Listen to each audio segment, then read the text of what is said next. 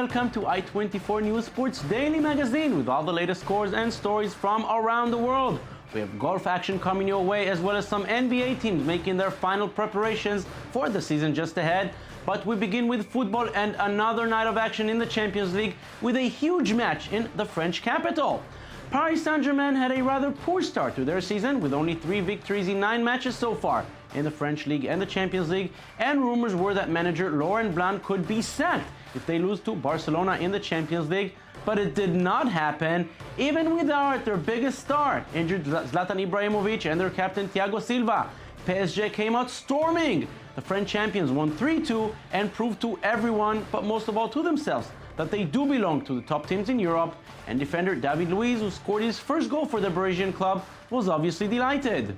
I think it's amazing when you can score in big game against a big club. And my first goal in Paris. I think it was a great night for me, a great night for PSG, and I hope I can score more goals in the future.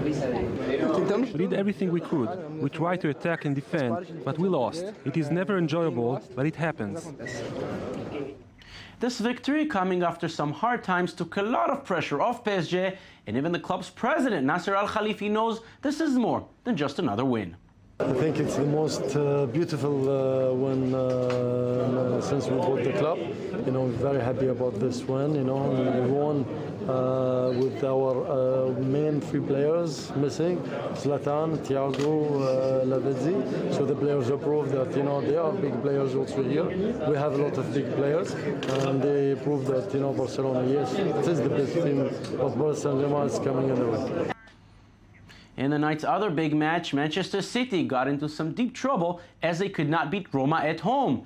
Sergio Aguero put the home team up early on, but Francesco Totti returned 38 this past Saturday and became the oldest player to score in the Champions League, gave his team a valuable point.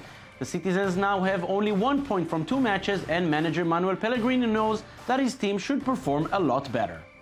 Independent that you concede a goal or you don't concede a goal, and I think that today we didn't play in the way we normally play to score more goals. So maybe as I just said, the last 20 minutes we were more similar to the team that we play every week here. And in that sense, I repeat, you can't concede a goal. Maybe it was an easy goal for them, but you must have the quality and the capacity to return to your normal performance and to win that game. In other matches, a Thomas Muller penalty was enough for Bayern Munich to win a difficult match in Moscow. Apoel Nicosia managed a 1-0 draw against Ajax, and Jose Mourinho showed no sentiments to the teams of his home country as his current team Chelsea beat Sporting Lisbon 1-0 in the Portuguese capital. Now to the matches coming up tonight, with one big clash at the Vicente Calderón, where Spanish champions Atletico Madrid will host Italian champions Juventus. Juve, like other Italian teams, has a glorious past in the Champions League. They have played in no less than 7 finals, twice winning that prestigious trophy. But the past few years have not been so good for the Italian teams, the Bianconeri among them. Now they hope to bounce back, but they know it will not be easy against the team that they will face tonight, and especially their manager. I think Atletico are a team that reflects the personality of their coach. When you see them playing, it's easy to identify many of Diego Simone's characteristics, both as a player and as a coach. They play with solidarity, leaving little space to their opponents. They're bomb-proof and capable of fighting for over 95 minutes, being very intense physically, attacking their rivals without letting them play or think. All of this is thanks to the coach, who has known how to pass on to the players winning ideas.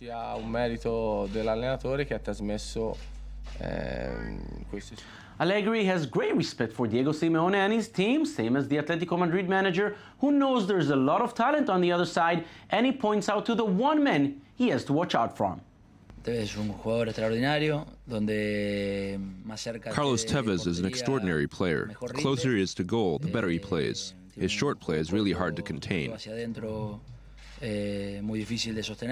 We will obviously try not to let him think, not to let him get the ball. We will try to suffocate his first instinct, which will be to move forward into us. There's definitely a tough match ahead for the European runners-up. It's quite a different story for the European champions. Real Madrid will face Bulgarian champions Ludogorets, and even if the game is played in Sofia, Bulgaria's capital, anything but a win for the Merengues would be a big surprise, but their manager wants to make sure his players do not lose focus ahead of the match. I believe that in this competition there are no weak teams, but teams that fight to give their all. The first match between Ludogorets and Liverpool was a good one. We all know that it is very difficult at Liverpool Stadium. For us, there are no weak teams. We have to win this match, as that is our objective, to have a good position in the group. In other matches tonight, Monaco will try to forget its domestic troubles when they face Zenit St. Petersburg in Russia. Arsenal will host Galatasaray in the Emirates Stadium, and Liverpool, who are struggling in the Premier League, will face Basel in Switzerland. The Asian Cup will take place at the beginning of next year in Australia, and the Palestinian team may be one of the most interesting to watch in the tournament, but not because of their skills. According to reports, their manager in the tournament will be none other than Diego Armando Maradona. The Argentine superstar is said to be in negotiations with the Palestinian Football Association on becoming their national coach. His international coaching career was not a big success. He led Argentina to the quarterfinal of the 2010 World Cup, where they were humiliated 4-0 by Germany, but he still creates enormous interest everywhere he goes. We tend to think of golf as an individual sport, where the big stars play only for themselves. It may be true most of the time, but once every 2 years, when the Ryder Cup arrives, everything changes. That is the time when continental feelings surface as the American team faces a European one, and it happened again this past weekend. Lise Barenboim and Michael Friedman with a story of the 2014 Ryder Cup. It is the most beloved competition for golf lovers, which feature the top players around the world. The 40th edition of the Ryder Cup just finished in Scotland. This golfing tournament is contested every 2 years, alternating between courses in the United States and Europe. And it's a time when all Europeans can play together under one team. The first team to reach 14.5 points wins the cup, but do not collect any money. The tournament began with Team America having a lot of enthusiasm. You're sitting here playing, representing, all the American professional golfers. You're representing, more importantly, you're representing your family, you're representing your country. But the Europeans did not disappoint. They were the favorites after winning 2 years ago and would beat the Americans again. Team USA had not beaten the Europeans on foreign soil for 20 years. After Tiger Woods injured his back, the legendary American golfer Tom Watson was called up to lead the U.S. team, and the European opponents even held a tribute for him. Furthermore, for me personally, as European captain, I will now forever be linked in the game's history books to my golfing hero, Tom Watson. On the European side, one of the biggest names was former Manchester United manager Alex Ferguson, who was called up to provide some motivation. Absolutely, that was unbelievable. I think you've seen the elite sportsmen, and I think the most important thing today was the sportsmanship between the fans, with the United States players and our own players. It was absolutely unbelievable. Northern Ireland's Rory McIlroy has lived up to what was expected of the world #1, who defeated one of America's best golfers, Ricky Fowler.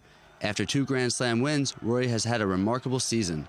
It's the icing on the cake of what has been a very special summer for me to win back-to-back majors, the Open Championship and then the PGA, and then to be a part of this fantastic team led by a wonderful captain. I couldn't have asked for the summer to end any better. But the British and the Americans are not the only stars of the competition.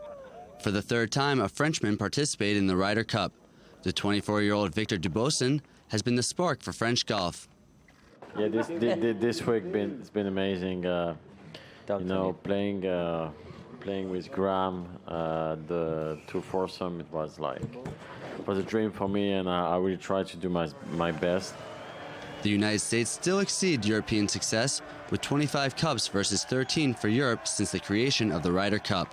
But Americans will have to wait another 2 years to reclaim the title. Basketball now, and the new NBA season will begin at the end of the month. The teams are now all in training camps. A very interesting team to watch will be the Los Angeles Lakers. They're coming off one of their worst seasons in history, in which Kobe Bryant only played 6 matches due to injuries. Kobe is now finally back, and as always, he will have to carry the team on his shoulders, a very hard task, but so far, he's just happy to be back on the court. It was great. You know, it was one of the best practices, you know, I've been fortunate to be a part of. There's a lot of running. Probably the most running I've ever done in a practice since I've been in the league. You know, but we do have a chip on our shoulder. We feel like we have a lot to prove, and you know, most of it's to ourselves. I mean, we all come here from situations where teams didn't want us and didn't feel like we were good enough, or we've been forgotten about. And I think it's important for us to prove to ourselves that we belong. University is usually the place where you would go to develop your academic skills and earn a degree, but the American colleges showed us all that they can also be a place for excellence in sports.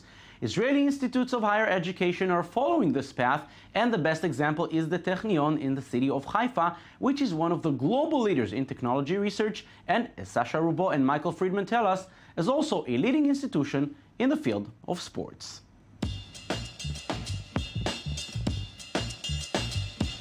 The Technion Institute of Technology is the oldest and one of the most prestigious universities in Israel. It has nearly 14,000 students every year studying various degrees and specializing in science and engineering. In addition to the high academia, the university has another great trade. The Technion has an incredible sporting facility which includes 3 swimming pools, and one of the pools is even an Olympic size. The manager of the facility is Professor Ishai Kopelman, who knows how special it is at the campus. We're maintaining on a 24 hours basis. It's 7/24 system. It's running throughout the years, cleaning. The personnel is attending here 24 hours a day. The data, which is the chlorine, the clarity of the water, the suspending material, is automatically collected and accumulated for consecutively 21 days and being automatically transmitted also to the Ministry of Health department in Haifa here. The pools are not the only great feature at the school. The Technion has the latest fitness gyms, football fields, as well as tennis, basketball, squash, and volleyball courts. Every sport is represented here, which is owed to the hard work done by the Office of Students in Sport. We have 203 courses available, and among them 160 are under the Technion Sports Association, which work with the student union. The students are enlisted on a first-come, first-served basis, and they can change their course throughout the year. With the investments made by the university to provide the top sporting facilities, the Technion is proud of the students who compete at the highest levels. The student athletes have been representing their school inside Israel since it was founded. They also hosted other European countries in a volleyball competition in 2012 and have been committed to excellence in sports. The Technion is a usual and a regular leader in Israel for about 30 years. Actually, we're sort of a dynasty here. We're the undisputed champions of Israel in decades. The students also use the sporting facilities as a way to gather together for recreational sport, and therefore the sports complex was made accessible and affordable for everyone. It's actually really nice to come and have a break at the swimming pool, to come just breathe nice air. It's nice to be able to relax between lessons and between exams, for example. The other thing that's very important is that it's very not expensive. Every student can have access to this facility. At the forefront of technology and athletics, the Technion appears to be one of the best universities in the world for its high academic level, as well for its fantastic campus facilities.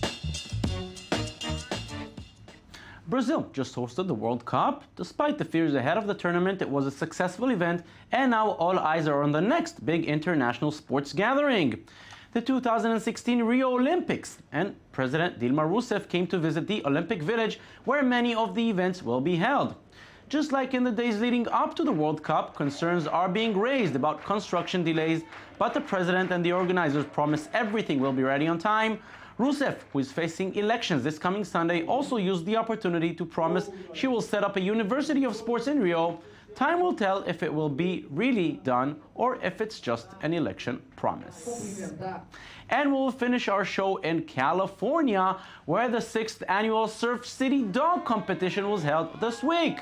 Competitors at the series event participated in heats based on their weight with extra large, large and medium categories, as well as a tandem division and a pro division. The dogs were judged on their skills, the duration of the ride, and their confidence while riding. The top tandem surfers were Bono, the chocolate Labrador Retriever, and his owner, Ivan.